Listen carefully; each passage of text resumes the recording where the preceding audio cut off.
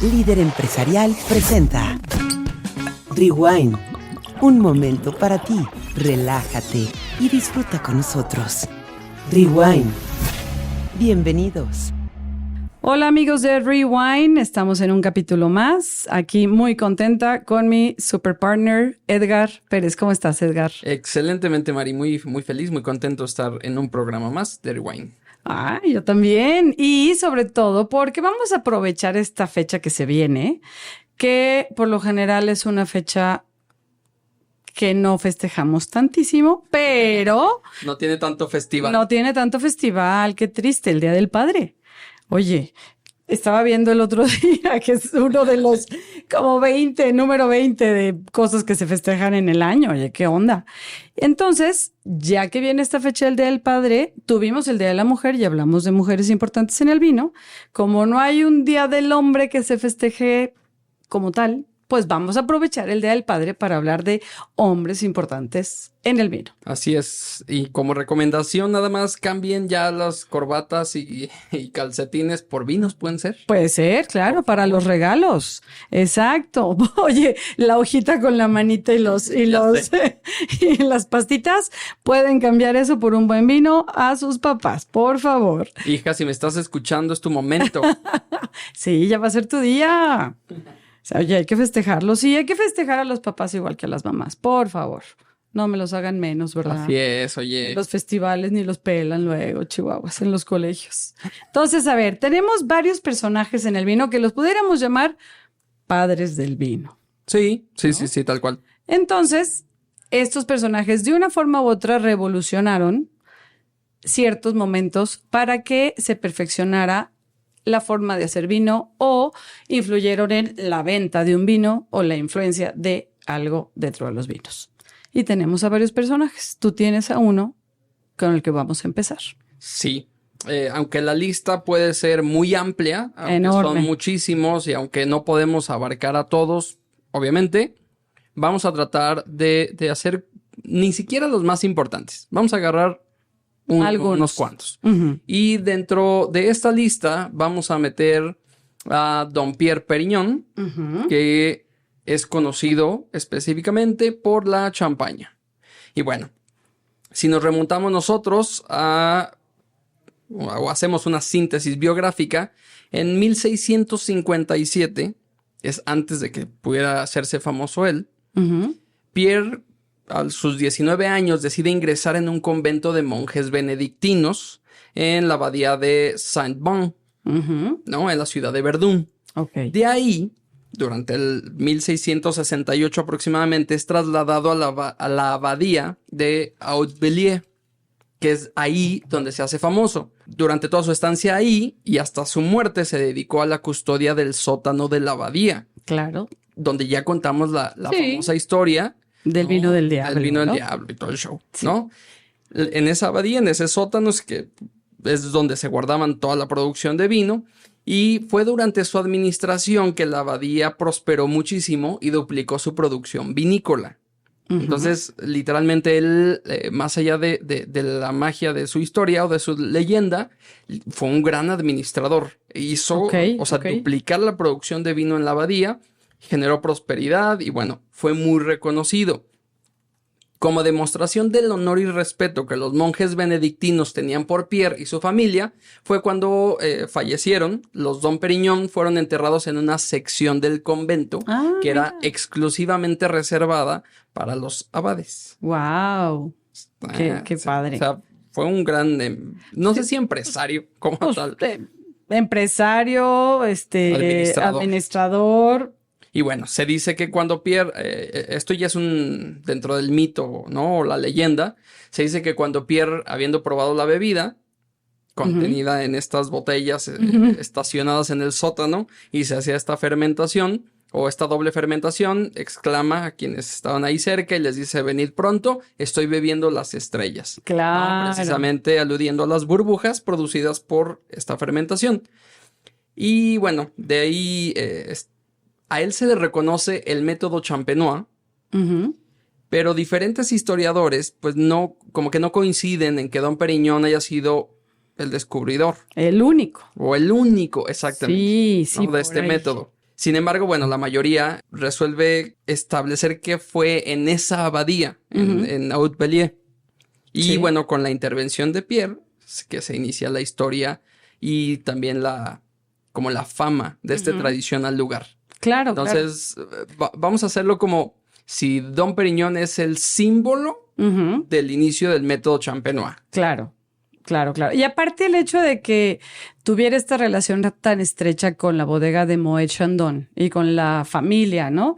Entonces eso lo hizo como que también sobresaliera mucho como el gran descubridor, digámoslo así, de qué pasaba con esta segunda fermentación en la botella. Pero gracias a que uno de nuestros escuchas nos hicieron un comentario, investigamos y también hubo otra persona en el mismo momento y en el mismo tiempo que estuvo Dom Pérignon investigando todo este pues rollo del método del champán. Él también estaba en otra abadía haciendo lo mismo, porque él también era el encargado de esta parte de la abadía y fue Jean Oudart.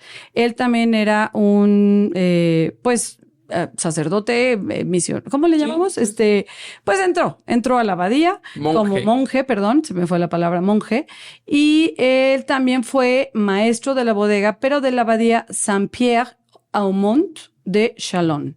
Esto estaba muy cerca de la abadía de donde estaba Dom Pérignon, en Haut-Bellier, y también estuvo llevando todo el rollo de los métodos y las formas y demás para perfeccionar el champán.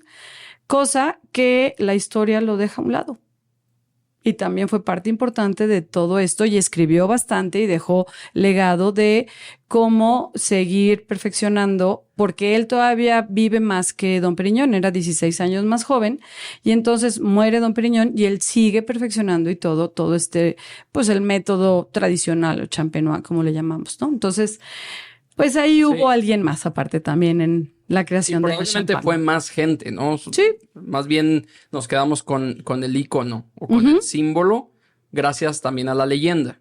Sí, también. El que, como dicen, el que pega primero, ¿verdad? Sí, desgraciadamente. Sí. Pero sí, hubo otro monje que también estuvo involucrado, que fue Jean Oudart. Entonces, bueno, a ver, ahí Mari, les pasamos el dato. Vamos a pasarnos unos años más para acá. Con el que pudiéramos considerar el padre de la enología moderna, ¿no? Y fue el que hizo que los vinos fueran ahora sí una delicia, ¿no? Tal cual. Pues los vinos y muchísimos productos, ¿no? Y muchísimos productos. ¿Quién? ¿Estás hablando de Louis Pasteur? Así es. Sí. Yo creo que gracias a Louis Pasteur, pues podemos comer, tomar y disfrutar muchísimos alimentos, bebidas y demás, ¿no?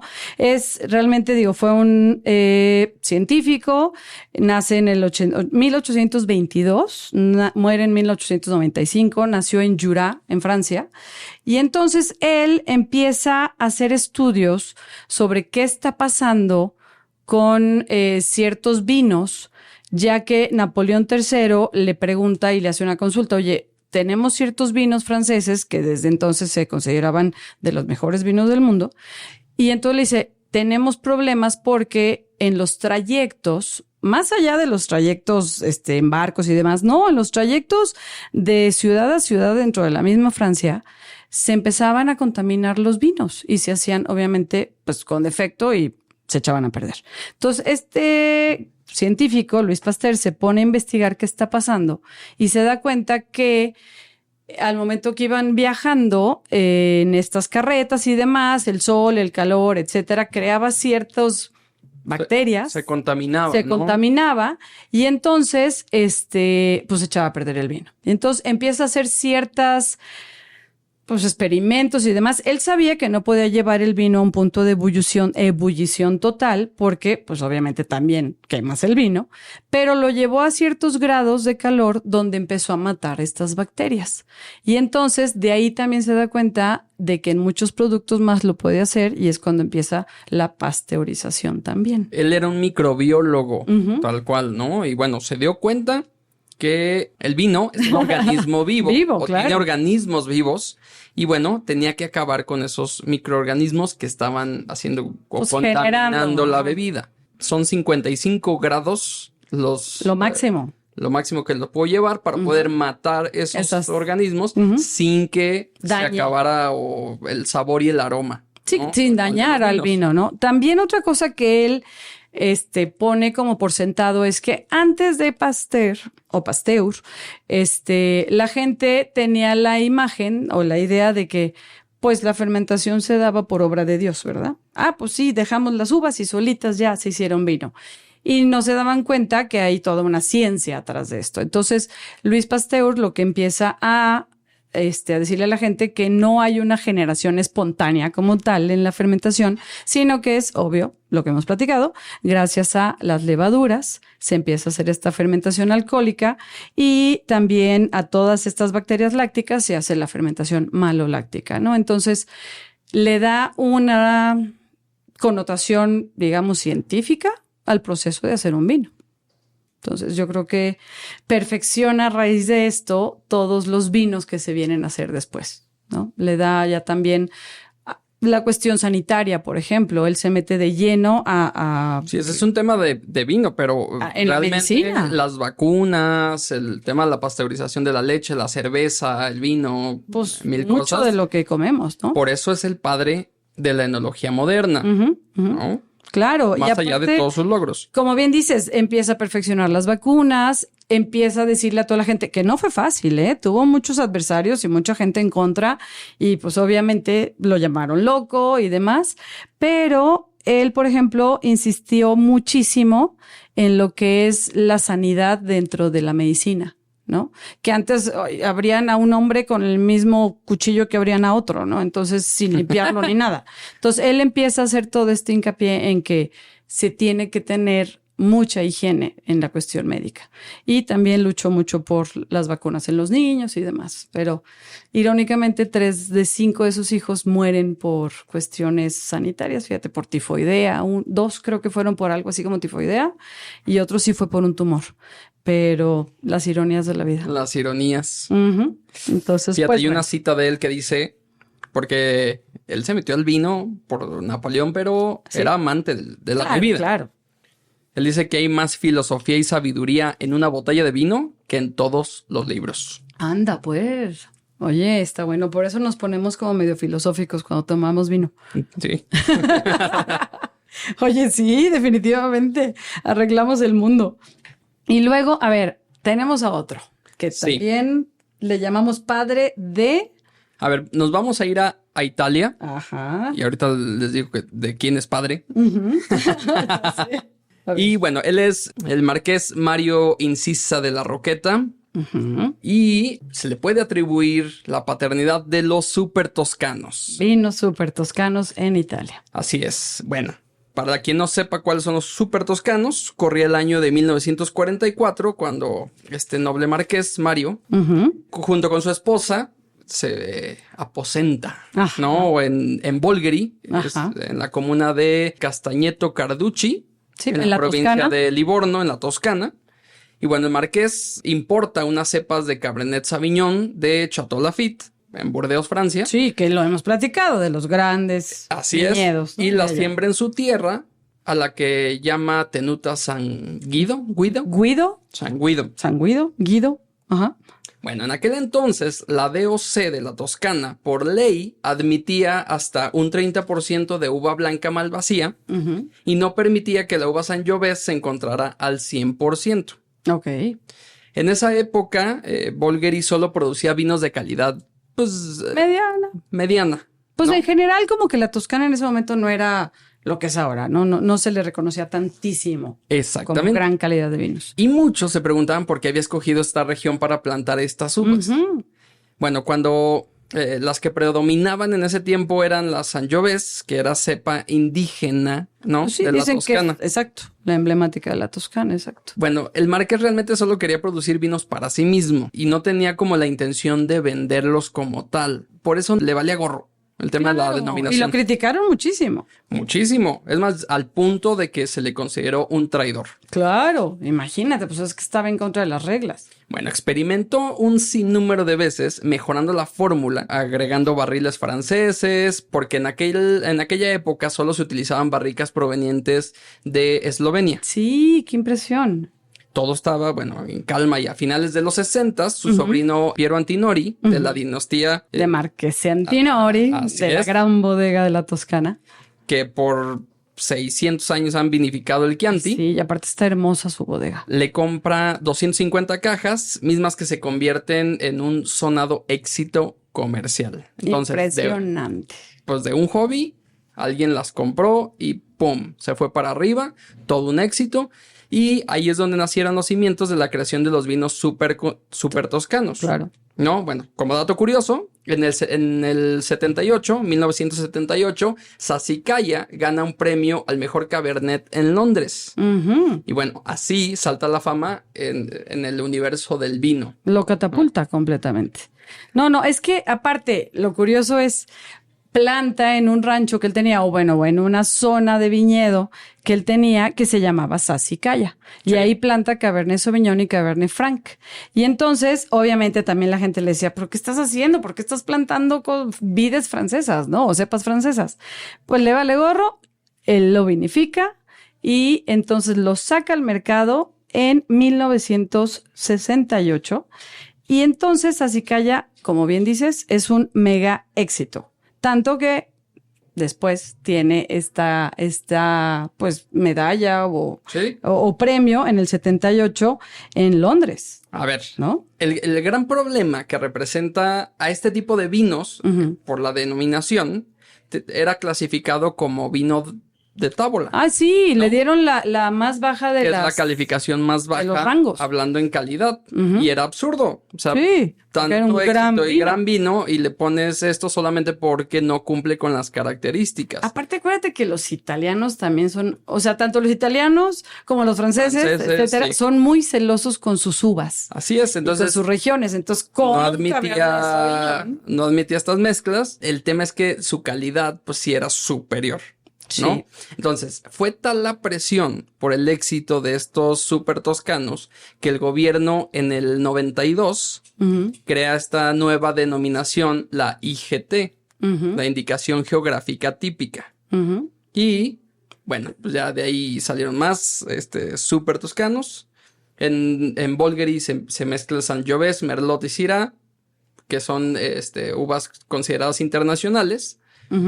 Y bueno, también la ley se cambió y se le pueden llamar Chiantis a vinos hechos de uva Sangiovese al 100%. Ah, sí, bueno. O sea, como que empiezan ahí algunos cambios y no sé si creó tendencia. Pues definitivamente, sí. Pero sí fue como un parteaguas para decirle a otros como que, hey, cálmense. Sí, ya sé. No. Así como, oigan, la vida sigue, hay que modernizarnos, no nos podemos quedar en el pasado. Pero sí, curiosamente, después de que se crea como IGT, después, ya por el del 2012, ya a Bolgheri la definen como una DOC. Entonces, es la única denominación de origen que está hecha para un vino, una etiqueta. O sea, el Bolgheri Sassicaia DOC. Por ejemplo. Y el Bolgheri, aquí, fíjate que tenemos varios vinos super toscanos. El Bolgheri, fíjate que es Cabernet Sauvignon y Cabernet Franc. El que es Sangiovese es el Tignanello. El Tignanello lo saca 100% Sangiovese. Ajá. Es algo de Sangiovese, es la mayoría Sangiovese y poquitito de algunas cepas francesas. Pero sí, en su mayoría es Sangiovese. Bueno, es que en los 70s es donde cambia a esta combinación de Cabernet Sauvignon Sangiovese. Ajá. Sí, primero ponían el Sangiovese o Sangiovese porque lo obligaba la ley, ¿no? Sí. Pero vienen a romper todo y dicen, no, yo quiero puro Cabernet Sauvignon con Cabernet Franc. Y es un súper éxito. Y así como bien dices, Antinori saca su Tignanello en 1971 y los únicos que pueden hacer Tignanello, obviamente, es Antinori, ¿no? Solamente lo puedes encontrar con ellos. Y después, en lo que viene siendo, al paso del tiempo, la prensa americana, bueno, los catapulta. O sea, Wine Spectator, la revista de Wine Spectator, es así como punta de lanza. Entonces los pone como los grandísimos vinos de la Toscana y se convierten en vinos hasta de culto y bastante caros. Sí. Sí. Decanter, por ejemplo, hace una cata en 1985 y Sassicaia vence a la mayoría de los vinos así súper top franceses y demás, especialmente los del Médoc. Y ahí también se convierte en un vino de culto. Y curiosamente, su enólogo, porque fue enólogo de las dos bodegas, fue un hombre que venía del Piamonte, Giacomo Tacchi.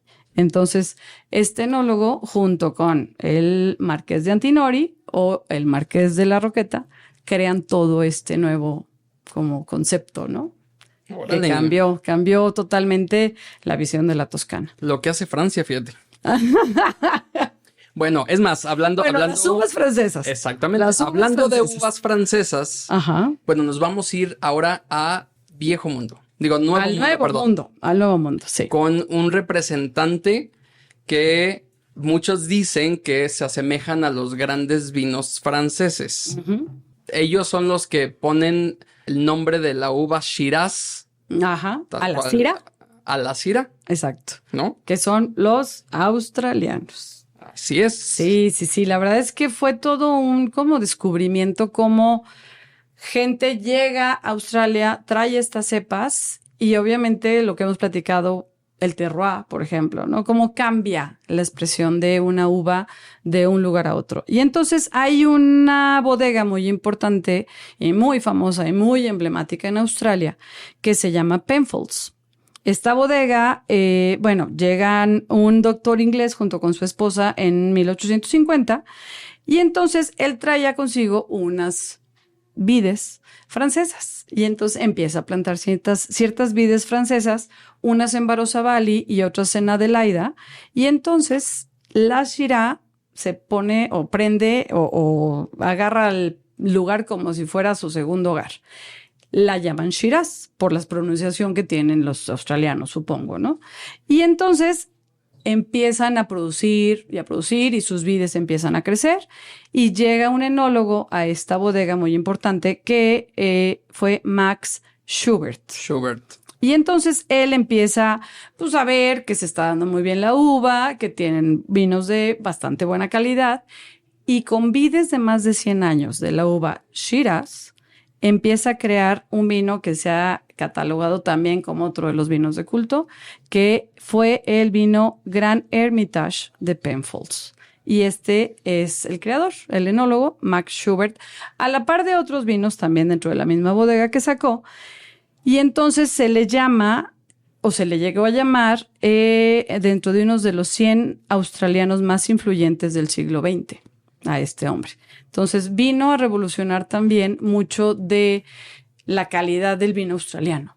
O sea, como que puso en el mapa que el vino australiano sí puede ser top, ¿no? Entonces, yo creo que sí es un personaje importante dentro del mundo del vino. Tal cual, y es una etiqueta también súper representativa. Sí. El Penfolds. Sí, de hecho, la saca en 1951, fíjate, esta bodega de Grand Hermitage, y se le llamó así porque cuando llega el doctor Penfold, en donde empieza a plantar esta uva Shiraz, le llamaban Le Grange, como granja. Era una granja y entonces ahí le empiezan a llamar al lugar y de ahí viene el nombre de Grand Hermitage. Bueno. Excelente. Uh-huh. Vamos a un personaje un poquito más nuevo. Muy nuevo, sí.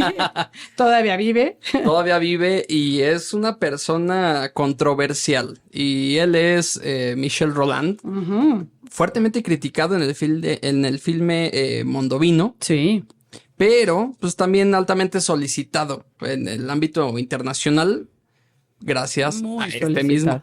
Uh-huh. Bueno, él desarrolló varios procedimientos de vinificación, muchos de ellos controversiales para la gente muy conservadora. Y bueno, eso lo lleva a él a asesorar un gran número de bodegas alrededor del mundo. Destacan algunas como Chateau Ausson, Saint-Emilion, Ornellaia, Toscana. Ornellaia es uno de los super toscanos, de hecho. Sí. Uh-huh. Son alrededor de 100 bodegas las que él va y a él se le denomina Fly Winemaker y significa eso, que eres enólogo, pero de aquí, de allá, de como... ¿Cómo alcanza, verdad? ¿No? Sí, como internacional, ¿no? Sí, yo digo, tiene su equipo muy definido en cada bodega y va y checa, sí, pero será de pasar viajando por el mundo. A la vez en bodegas de diferentes países. Imagínate, ¿no? O sea, 20 países al mismo tiempo, 100 bodegas.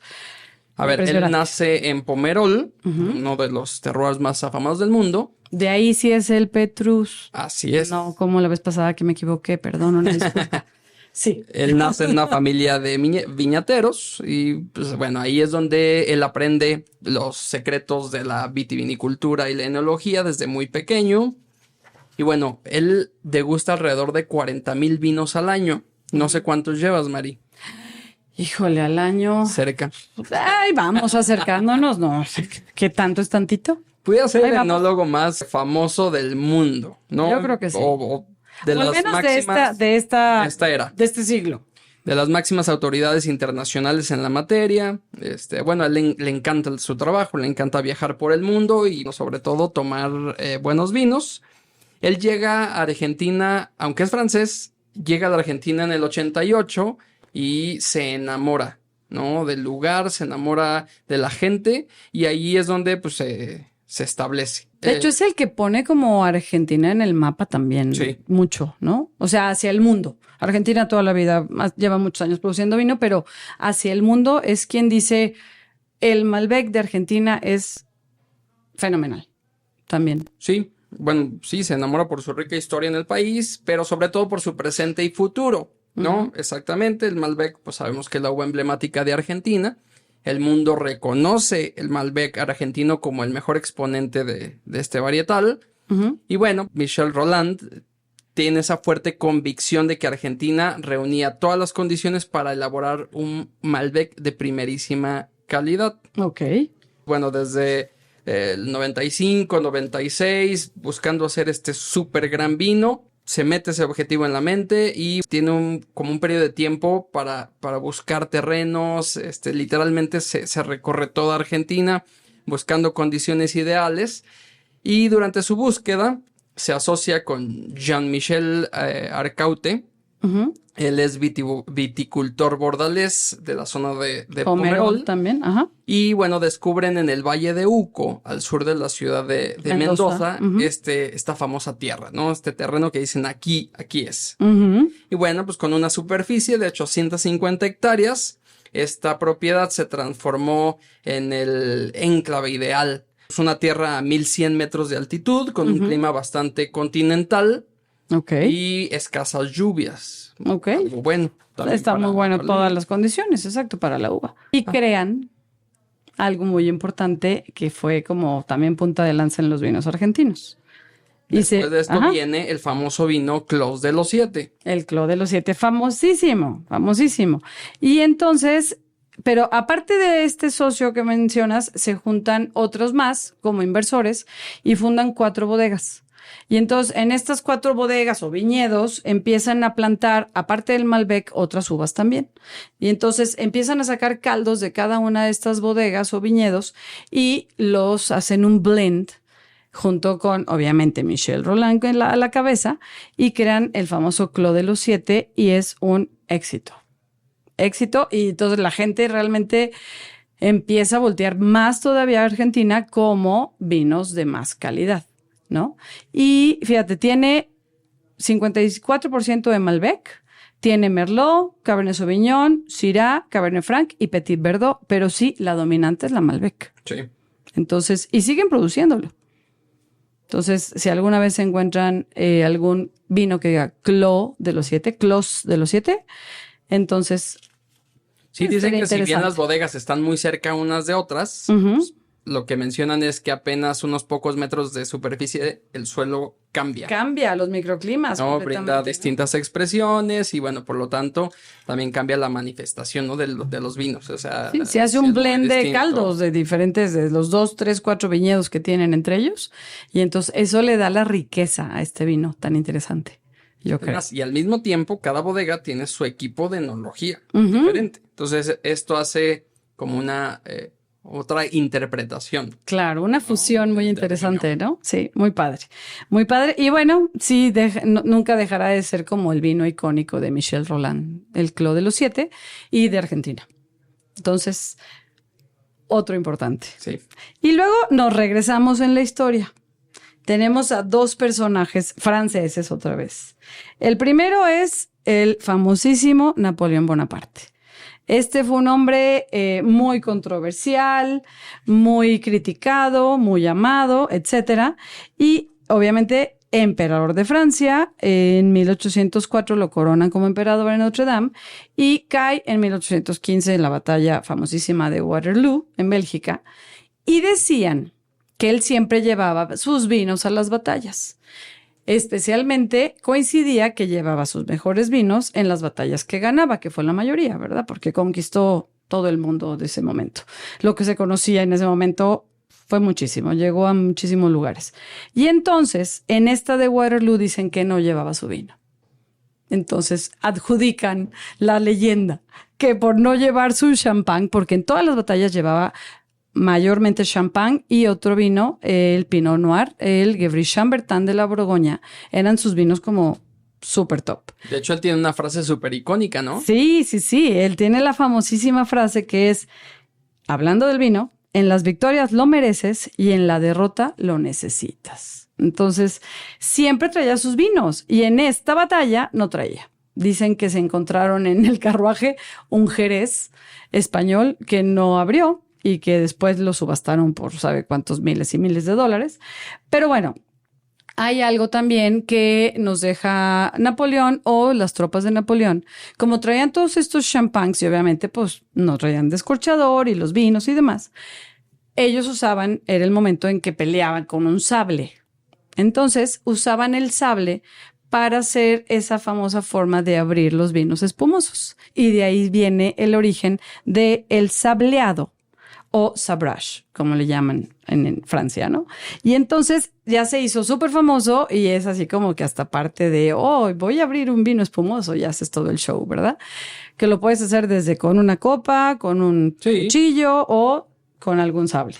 También la relación de Napoleón con Moet Chandon fue muy importante. Eso también hacía que él siempre trajera su champán. Fue muy, muy amigo del nieto del dueño inicial de Moet Chandon. Estuvieron juntos en la escuela militar y se hicieron súper amigos.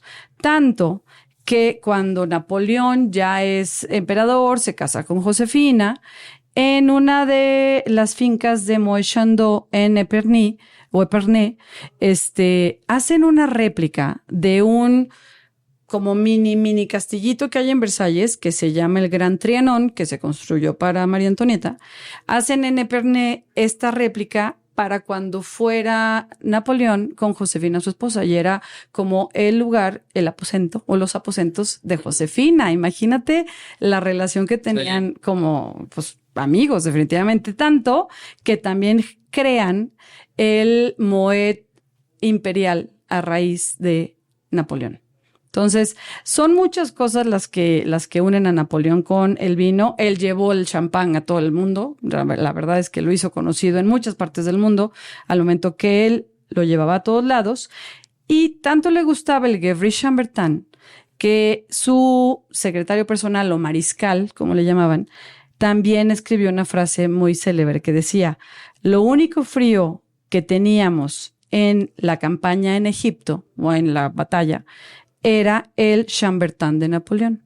Y lo único cálido que teníamos en la campaña en Rusia fue el Chambertin de Napoleón. No. Entonces, imagínate las cantidades de vino que llevaba.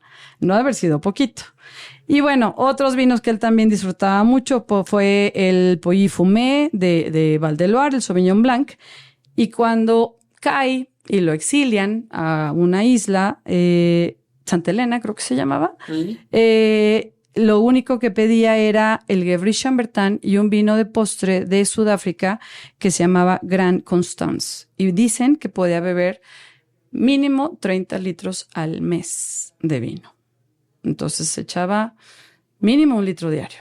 Sí, sí. Imagínate. Hay una versión de su muerte que dicen que quizá fue envenenado poco a poco cada vez que le daban vino. Entonces, quién sabe. Pero fue muy importante. Y Napoleón III también, después de tiempo, en Francia se hace muy importante porque es el que pide a la gente en el Médoc, cuando viene esta feria que va a ser en el Médoc y demás, que hagan esta clasificación de los vinos del Médoc de 1855 ya lo platicamos alguna vez, Sí. y es cuando se crean Sacan estas los grandes Grand bodegas, Crus. ¿no? De Burdeos. Entonces, pues bueno, los Napoleones fueron importantes en el mundo del vino, aparte de en otras cosas. Sí. De ahí nos vamos otra vez para Estados Unidos, Ujú, donde viene un personaje llamado Robert Mondavi. ujú. Este famoso personaje, su legado va desde la marca de vinos que llevan su nombre, los Robert Mondavi, hasta el famoso vino de culto, el Opus One. Lo que tiene este vino en particular es que fue elaborado en conjunto con el barón Philippe de Rothschild. Rothschild. Ujú. Bueno, él creó e impulsó el estilo Fumé Blanc. Es un vino blanco seco, hecho a partir de la Sauvignon Blanc, lo comentaste ahorita. Y bueno, él pues, lo fermentaría y envejecería. Envejecería Eso que en te pasó a barricas ti. para darle su característico aroma ahumado. Ahumado, sí, cosa que supuestamente él se basa en el Pouilly Fumé de Val de Loire de Francia, pero como allá es una denominación, acá él lo bautiza como Fumé Blanc. Entonces se hizo muy famoso y fue un estilo de vino vendido y producido durante muchos años. Sí, de hecho, aunque la bodega Robert Mondavi y el Opus One pues ya se encontraban así estupendamente posicionadas en el mercado de vino de alta calidad, Ujú. la familia Mondavi también pues, se mete de lleno en el mercado de vinos de mesa. Ujú. Y ahí lo que hizo fue ofrecer etiquetas con muy buena relación costo-calidad, Ujú. como para, pues sí, para que hubiera esta Claro, tú vas a una tienda y ves, democratización, ¿no? O sea, como que Robert no Mondavi de solamente diferentes se por- precios. Exactamente. Exacto. Entonces sí se metieron mucho en esta parte. Producen tintos blancos, rosados, Muchísimo. de todo, ¿no? Sí, sí, sí. De hecho, yo creo que la ventaja de Robert Mondavi es que sabes que ya sea de baja gama, media gama o alta gama, sabes que van a ser buenos vinos. Es que la idea de él era crear vinos al estilo europeo, Ah, sí. ¿no? Digo, también por eso su Pues colaboración. es que ellos vienen de Italia. Es una familia que viene inmigrando, pues, emigrando de Italia. Son inmigrantes. Pero encuentran en Estados Unidos, Ujú. en esta zona de California, Ujú. pues sí, las tierras ideales para eso. Claro, en Napa. Es más, ellos entran a la bolsa de valores de Nueva York, Ajá. ¿no? Entonces, pues sí, fue como para materializar su sueño de tener estos grandes vinos, pero en Estados Unidos. En Estados Unidos hacerlo como que más estos vinos de culto que tanto hemos platicado. Y lo curioso, fíjate, de este Opus One que mencionas, que hace en colaboración con el Barón de Rothschild, cuando sale, obviamente ya era famoso Robert Mondavi y era muy famoso Rothschild. Entonces, cuando sale esta fusión y salen las primeras botellas, las primeras 12 botellas o la primera caja, por llamarlo de esta forma, se venden en una subasta por $24,000. Entonces, imagínate. Nada más. Nada más. Entonces, sí se hace como que un mito alrededor del Opus One muy fuerte. Ayer, por ejemplo, me metí a la página y la última añada que hay es del 2019. Si tú quieres comprarla en la página, te sale alrededor de $460. Alrededor de como unos $9,000. Si lo compras en alguna página ya en México, porque obviamente lo tienes que importar, te viene saliendo como en $20,000 una botella. Y obviamente las añadas anteriores no hay. Porque me metí a ver todas las añadas y no había de ninguna más que del 2019. Son vinos, como bien decíamos, que antes de salir al mercado ya están casi que vendidos, ¿no? Sí. Entonces definitivamente sí fue alguien muy, muy importante en todo lo que es la cultura del vino en Estados Unidos. Fue quien también promocionó muchísimo el consumo de la uva Chardonnay en California. California es el 70% de la producción de todo Estados Unidos, ¿no? Entonces, la mayor parte de este Chardonnay era californiano, entonces él fue uno de los grandes impulsores del Chardonnay. Este Chardonnay también que se hacía antes con mucha barrica, ¿no? Y muchos sabores como de mantequillas y panes y demás, que fue muy famoso. Que hubo un tema también ahí con la familia que ya pasa. Se separan. Los hijos se separan, tal. Fíjate, él era reconocido por su filantropía y él buscaba que el vino fuera como culturizar, ¿no? O sea, promover la cultura del vino en Estados Unidos. Ajá. Paradójicamente, Fue una de las razones por las que a los 92 años, este carismático empresario norteamericano tuvo que presenciar cómo su empresa se vendía Sí, qué para el coraje. conglomerado Constellation Brands de la familia Sand. Ujú. Y bueno, una de las transnacionales más poderosas en el mercado de vinos y licores. Sí, creo que, a ver, si no estoy equivocada, Constellation Brands es parte de varias empresas que también Robert Mondavi era parte de consejo como tal, Sí, más ya no fue su ya no bodega. fue exactamente. Sí, sí, Y sí. dicen que fue por la incapacidad de sus hijos, por Qué dirigir la coraje, ya compañía. sé. Ay, no, bien dicen. Ay, no, qué susto, ¿ya ves?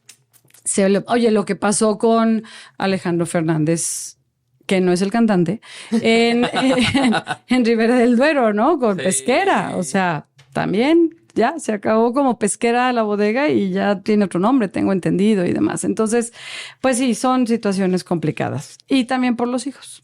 Sí. Entonces, bueno, el Opus One se sigue produciendo, Robert Mondavi como tal, vinos se siguen produciendo y Espectaculares los vinos. son garantía. Son garantías si van a alguna tienda y no saben, Sí. ay, pues qué compro, Un qué Robert compro. Mondavi. El Robert Mondavi, ahí Zinfandel, Cabernet, Chardonnay, Sauvignon, de Uy, su varios. Pinot Noir está. Ah, de hecho, el Pinot Noir no lo he probado. Ay, qué rico. De hecho, él fue uno también de los grandes promotores en Estados Unidos de hacer vinos de una uva, el monovarietal, por ejemplo, Sí. ¿no? Entonces, tuvo bastante impacto en el vino de Estados Unidos este hombre.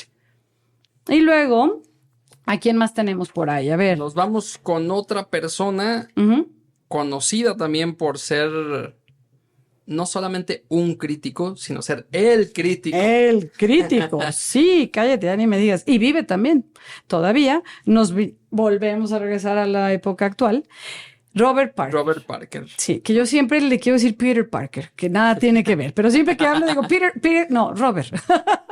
Entonces, Robert Parker, gran crítico de vinos, o sea, él no tenía nada que ver con el vino. Él nace en Maryland, en Estados Unidos, en el 1987, en el 1943, pero llega a crear algo que se le llamó la parkerización. A ese punto llega.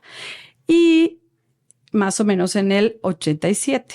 ¿Qué pasa? Él estudiaba Derecho y hace un viaje con su novia a Francia, a Estrasburgo, y al llegar ahí se da cuenta que es más barato comprar vino que cerveza. Entonces dice, bueno, pues vamos comprando vinos. Empieza a probarlos y se dan cuenta que, oye, ¿sabes qué? Esto está muy bueno. Entonces regresa a Estados Unidos y aparte se da cuenta que tiene una nariz y un gusto y todo espectacular. Llega a Estados Unidos y pues ve que la cultura del vino en Estados Unidos es muy baja, digámoslo así, o muy escasa. Sí. La gente compraba vinos por comprar, etcétera, pero sin saber si era bueno, si era malo. Y entonces él lo que empieza a hacer es como calificación de vinos. Entonces empieza a hacer una revista que se llamó The Wine Advocate o El Abogado del Diablo. Del vino. Esa es otra. El Abogado del Diablo fue una película.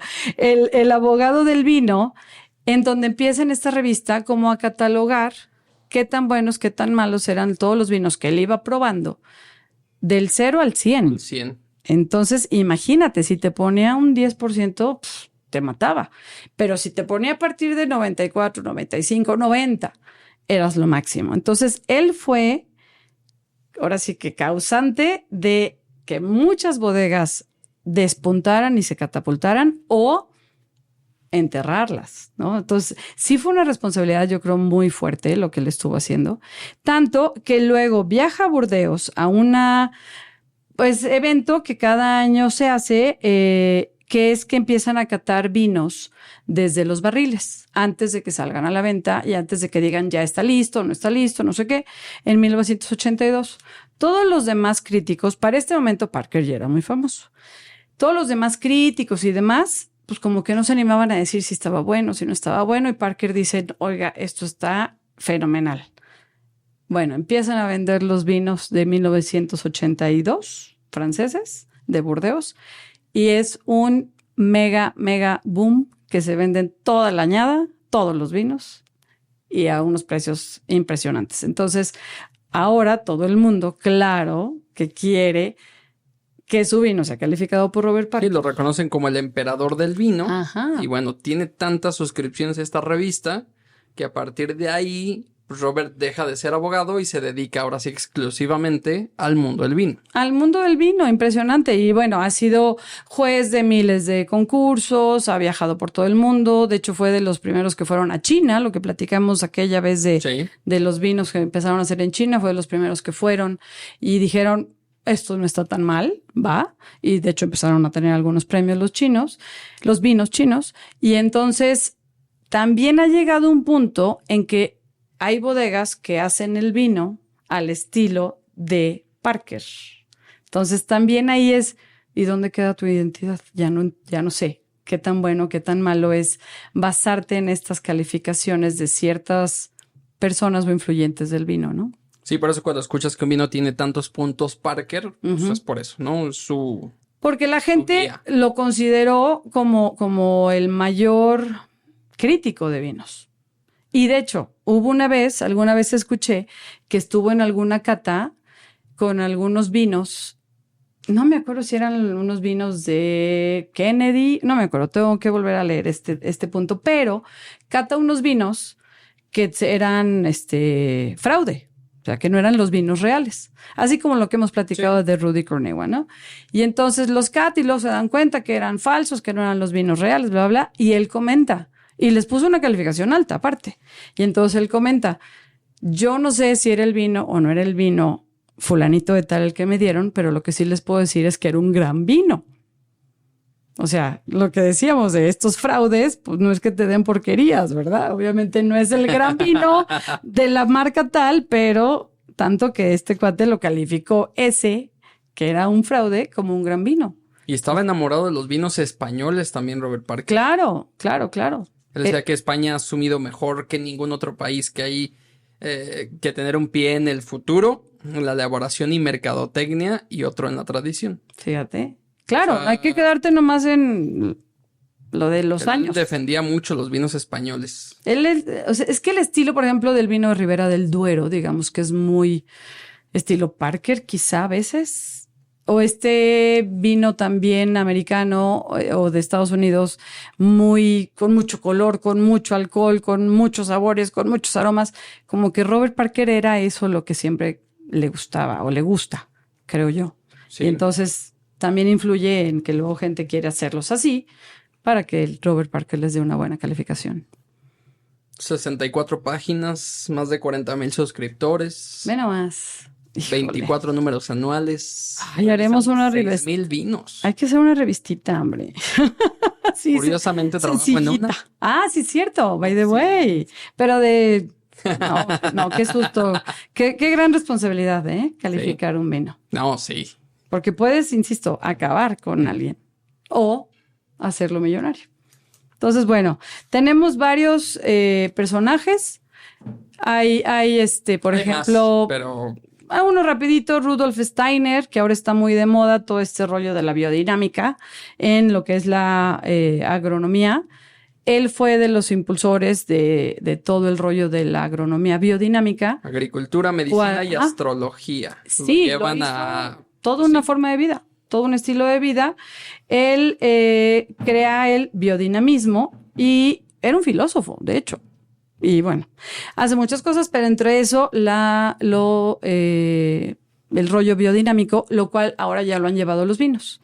Y ya ves que es todo esto que se basa en la luna, en las estrellas, en los ciclos. Retribuir a la tierra. Y cómo regresar a la tierra. Todo esto.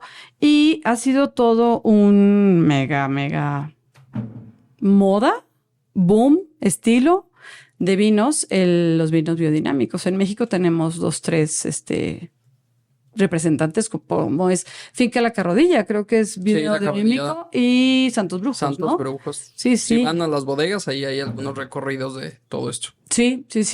Digo, obviamente funda más cosas, pero dentro del mundo del vino, pues es el rollo del biodinamismo. Así es, se nos fue el tiempo rapidísimo. Ya Esta sé, es siempre. una lista así aleatoria de padres del vino, en cierto sentido. Muchas felicidades en su día. Ay, sí, felicidades a todos los papás. La verdad es que Ay, qué padre. Felicítenlos, festéjenlos. Que te festejen mucho, Edgar. Gracias. Acá pues festejaremos a los de mi familia. Y pues bueno, que la pasen muy bien, que abran un rico vino. Y Nos estamos viendo. Nos seguimos en redes. Nos estamos viendo, nos estamos escuchando. Escuchando también. En los próximos quien capítulos. Nos quiera ver. Ahí estamos en Instagram y Facebook como Rewind Podcast. En todas las plataformas de streaming, de audio. Y bueno, Mari Lópezón. Edgar Pérez Foto. Chao, chao. Muchas gracias. Bye. Rewind ha llegado al final. El programa que busca despertar en ti la curiosidad de probar un vino diferente cada emisión. Busca más episodios en las plataformas digitales de liderempresarial.com.